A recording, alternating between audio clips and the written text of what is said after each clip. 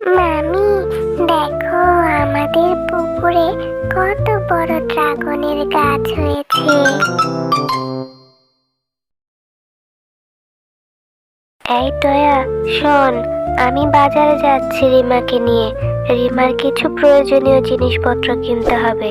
তুই কিন্তু বাড়িতেই থাকবি, আর বাড়ির সব কাজ শেষ করে রাখবি। সাথে কিন্তু রান্নাটাও শেষ করবি। কোথাও যাবি না। আমি এখনই বাজার থেকে ফিরে আসব, বুঝলি তুই? আচ্ছা মামি। মামি, আমি সব কাজ করে রাখবো। আমার জন্য একটা জামা কিনে এনো। আমার যে সব জামা নষ্ট হয়ে গেছে মামি। কি?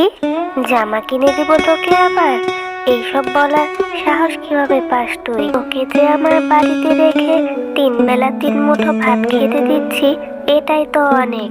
আবার বলছিস তোকে নতুন জামা কিনে দিতে, তাই না? বেশি শখ হয়ে গেছে তোর। এত এখন কথা বলতে পারবো না। এবার আমি যাচ্ছি, বাড়িতেই থাকবি কিন্তু।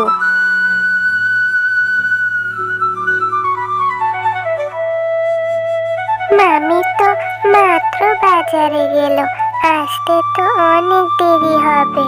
আমি যাই বেলি বান্টিদের বাড়িতে গিয়ে ওদের সাথে একটু খেলা করে আসি।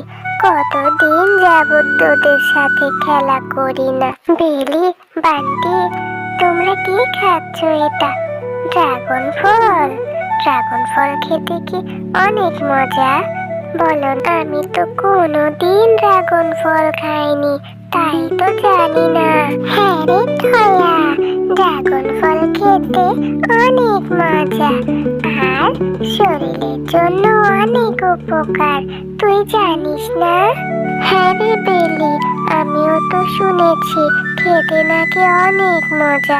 কিন্তু কি করব বল, আমার তো বাবা মা নেই। কে কিনে দেবে আমার? খেতে ইচ্ছে করলে কেউ যে দেখারও নেই। আরে টয়া, জানিস তোর জন্য না আমাদেরও খুব মায়া হয়, কিন্তু কি করব বল, আমাদেরও তো মাত্র একটা ড্রাগন ফল কিনে এনেছে, আর আমি আর বান্টি দুজনে খেয়েই ফেললাম। তোকে যে কিভাবে দেব? আমার কাছে থাকলে তোকে খেতে দিতাম, কিন্তু জানিস ড্রাগন ফলের অনেক দাম, তাই তো কম করে কিনে এনেছে মা। না রে বেলি, আমি তো ড্রাগন ফল খেতে আসিনি। মামি তো বাজারে গেছে, তাই ভাবলাম তোদের সাথে অনেকদিন যাবত খেলা করি না, তাই এসেছি একটু খেলা করতে। কিভাবে খেলা করবি তুই? তুই তো একদমই সময় পাস না। তোর মামি যে তোকে সারাদিন কাজ করায়, তাই তো তুই এসে একটু খেলতেও পারিস না। বিলি বান্টি, তোরা আমার বাড়িতে যাস, আমি এবার বাড়ি ফিরে যাই। অনেকক্ষণ হলো তো এখানে এসেছি, আমার যে আবার বাড়ি ফিরে সব কাজ শেষ করে রাখতে হবে, এছাড়া যে মামি এসে আমায় মারবে। আচ্ছা টয়া, তুই তাড়াতাড়ি বাড়ি ফিরে যা, আর দেরি করিস নে। আবার তোর মামি এসে গেলে তোকে খুব অত্যাচার করবে। কি ব্যাপার, এই বজ্জাত মেয়েটাকে আমি বাজারে যাওয়ার সময় বলে গেলাম সব কাজ করে রাখতে, কিন্তু এসে তো দেখি কোনো কাজই করে রাখেনি। ঘরের অবস্থা তো যেমন ছিল তেমনই রয়ে গেছে। আজকে শুধু বাড়ি ফিরে আসুক, এমন শিক্ষা দেব যে কাজে ফাঁকি দেওয়ার কথা একদম ভুলে যাবে।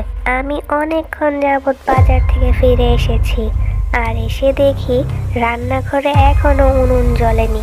কেন রে, তুই কোথায় গিয়েছিলি সব কাজ ফেলে? মামি, কি হয়েছে? তুমি আমাকে এত বলছো কেন? আমি এখন সব কাজ করে দিচ্ছি। পাড়ায় পাড়ায় ঘুরে বেড়ানো, দাঁড়া, তোকে আজকে এমন মার দিব যেন তোর পাড়ায় পাড়ায় ঘোরা বন্ধ হয়ে যায়, আর আমি বাইরে গেলে তোর ফাঁকি দেওয়া একদমই ভুলে যাস। মামি, আমাকে আর মেরো না, আমাকে আর মেরো না। আমি আর কখনো এমন করব না মামি, আমাকে আর মেরো না। রোজ রোজ এমন কাজ করতে আমার যে আর ভালো লাগে না। আমার যে খুব কষ্ট হয়। বাবা মা, তোমরা যে কেন আমায় রেখে মারা গেলে, আমাকে কেন যে নিয়ে গেলে না? কি রে টয়া, রান্নাটা কি শেষ হলো, নাকি আবার সেই সকালের মতন আরো 4-5টা ঘা লাগাবো? মামি, এই তো রান্নাটা প্রায় হয়ে এসেছে, হলে আমি খাবারের জন্য ডাকবো। মা, দেখেছ ড্রাগন ফলটা কত লাল, আর জানো অনেক মিষ্টি। এই ড্রাগন ফল খেলে আমার শরীরে অনেক রক্ত হবে।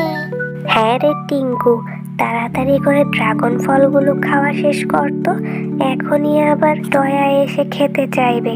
ওর যে আবার তোর যা দেখবে সেটাই ওর খেতে ইচ্ছে হবে। হ্যাঁ রে টিঙ্কু, তুই ড্রাগন ফল খাচ্ছিস?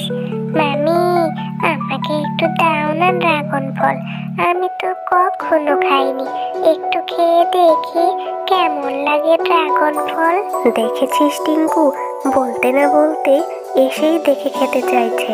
এমনিতে আমার মেয়েটা অসুস্থ, ডাক্তার বলেছে ওকে ড্রাগন ফল খাওয়াতে, তাই তো এত দাম থাকা সত্ত্বেও ড্রাগন ফল কিনে এনে দিয়েছি খাওয়ার জন্য। আর তুই এসেছিস এখানে ভাগ বসাতে।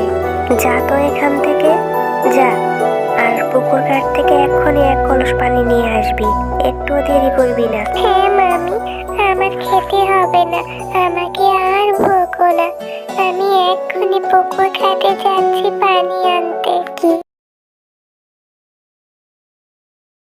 আশ্চর্য, এই গাছটাতে তো দেখি কোনো পাতা নেই, একটা ফুল আর একটা দেখি বড় ড্রাগন ফল ধরে আছে। সৃষ্টিকর্তার কি মহিমা! যাই হোক, আমি এই ড্রাগন ফলটা পেরে নিয়ে আমার সাথে বাড়িতে নিয়ে যাব, তারপর আমি আর আমার বোন টিঙ্কু একসাথে মিলে মজা করে খাবো। মামি, দেখো আমি কি নিয়ে এসেছি, কত বড় ড্রাগন ফল। এই ড্রাগন ফলটা না মামি, আমি যখন পুকুর ঘাটে পানি আনতে গিয়েছিলাম একটা গাছে ধরেছিল, ওখান থেকে নিয়ে আসলাম আমার আর টিঙ্কুর জন্য। তুমি এখন এই ড্রাগন ফলটা মামি কেটে দাও, আমি আর টিঙ্কু এখন মজা করে খাবো। কি সব বলছিস তুই? তুই জঙ্গল থেকে কি জঙ্গলি ফল এনেছিস সেটা আমার মেয়ে টিঙ্কু খাবে? নিশ্চয়ই তুই এই ফলটার ভিতরে কোনো বিষ মিশিয়ে এনেছিস, যা খেয়ে আমার মেয়ের ক্ষতি হয়। না মামি, আমি তো এসব কিচ্ছু করিনি, আমি তো এটা এনেছি আমি আর টিঙ্কু খাওয়ার জন্য। টিঙ্কু তো আর একা খাবে না, আমিও তো খাবো, কিছু হলে তো আমাকে দুজনেরই হবে। আমি এত কিছু জানি না, তোর খেতে ইচ্ছে হয়েছে তুই খা। আমার বাড়ি থেকে একবারের জন্য বের হয়ে যা, আর এই ফলটা খা। এই ফলটা আমার বাড়িতে বসে আমি খেতে দেব না। এই অশুভ ফল খেলে আমার বাড়ির ক্ষতি হবে, আমাদের যে ক্ষতি হবে, তাই তুই এই ফল নিয়ে এক্ষুনি বাইরে চলে যা। আচ্ছা মামি, এই ফলটা কাউকেই খেতে হবে না, আমি এই ফলটা এক্ষুনি ফেলে দিচ্ছি। হ্যাঁ, এই ফলটা আমি খেতেও পারবো না, আমাকে মামি কত বকা দিল। আমি এই ফলটা ফেলে দেব, আমি কেন টিঙ্কুর ক্ষতি করব? টিঙ্কু যে আমার ছোট বোন। হে সৃষ্টিকর্তা, তুমি কেন আমাকে এত কষ্টের ভিতরে রেখেছ? আমার যে আর একদম ভালো লাগে না, আমি এই ফলটা খাবো না, এক্ষুনি এই ফলটা ফেলে দিচ্ছি। এরপর তোরা ড্রাগন ফলটি পানিতে ফেলে দেয়।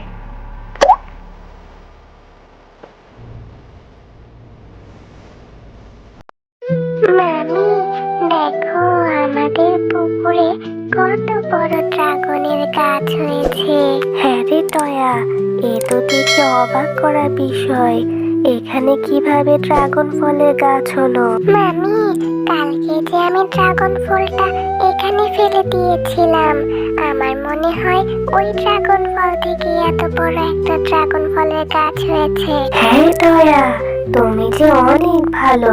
কাল যে তুমি ড্রাগন ফলটা ফেলেছো, সেটা তো জাদুকরি ড্রাগন ফল ছিল।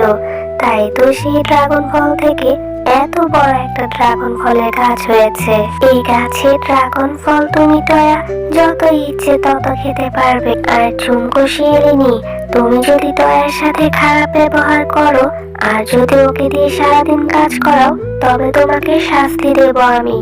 আর যদি তুমি ওকে নিজের মেয়ের মতন ভালোবাসো, তবে এই গাছের ফল তুমি বাজারে বিক্রি করতে পারবে এবং তুমি খেতেও পারবে।